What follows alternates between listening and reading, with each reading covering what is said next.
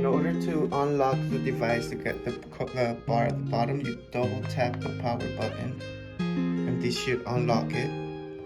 To go to settings, you can go here to the settings icon.